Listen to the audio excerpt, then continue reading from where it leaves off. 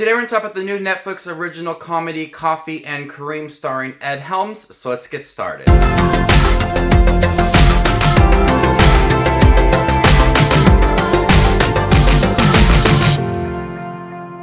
Hey everybody, my name is Justin. I love to watch movies. If you guys love to watch movies too, you guys are in the right spot. Make sure to hit that subscribe button down below and click that bell notification for more up and coming videos. Today we're talking about the new Netflix original film Coffee and Kareem, which stars Ed Helms, Taraji P. Henson, Betty Gilpin, and Terrence Little Garden High, about 12-year-old Kareem Manning, who hires a criminal to scare his mom's new boyfriend, police officer James Coffee.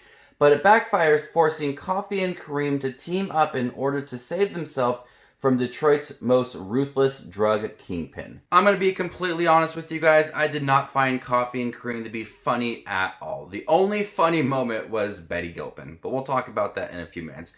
Coffee and Kareem is a really vulgar, over-the-top movie that tried way too hard to build up this relationship between this police officer and this 12-year-old boy who did not like him from the beginning because he was seeing his mother.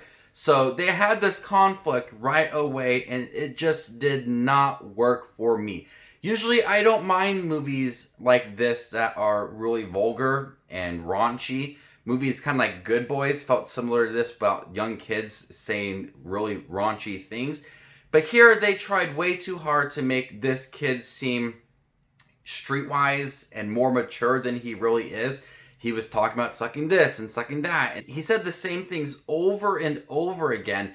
And then he eventually tried to get Coffee, Ed Helms, to say those things, to be a bit more of a hard cop and more intimidating. So when Coffee tried to say these things that the 12-year-old boy was saying, it was really awkward. It was not on point at all. And I usually like Ed Helms in comedy movies or in shows like The Office and the Hangover films. But the filmmakers tried way too hard to make him connect with this young boy on that level, trying to talk like he did, to be more realistic and a bit more relatable, but it just did not work. The film had all these jokes that were very sexual and just did not really add anything to the movie. It was about them two trying to save themselves after the media and police think that Coffee is behind a killing of a cop. So they're on the run. They're just talking a lot about sexual things that really did not add anything to the movie.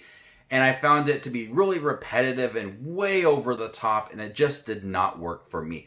The only funny person in this movie is Betty Gilpin. I find her to be really great in The Hunt and The Glow. I really liked her in those roles. Here, she's really, really funny. I laughed most of the times when she was on screen. The things she said and how hard she tried to be, I found it to be really funny. But that's about it. That's the only funny thing in the movie. This movie is an hour and 28 minutes long, so it's a short film. But it seemed way too long of a movie when it tried to focus on building up this relationship that honestly you never thought was going to work in the first place.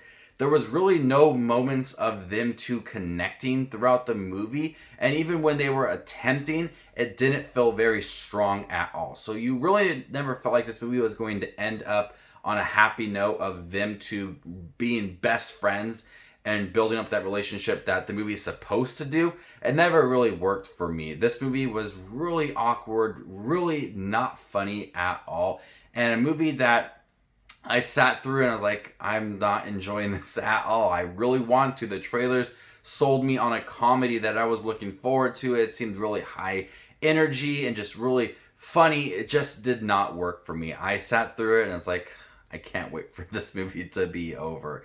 Gosh, it is so stupid. And like I said, I usually would like movies like this. The kid reminded me of some of the kids from Good Boys. The kid could easily fit into the group of friends from Good Boys, but it was just way too vulgar and really unnecessary at times. I'm going to go ahead and give Coffee and Kareem a D. I really did not like this film, and I don't really see this movie being at the top of my list at the end of the year. I think it could easily be at the bottom of my list at the end of the year. Do not check out Coffee and Kareem. I do not recommend it. Thank you guys for checking my review for Coffee and Kareem. It is on Netflix now. Stay tuned this weekend. I got some more Netflix content coming your way. My name is Just Watch Movies, and you guys stay classy, YouTube.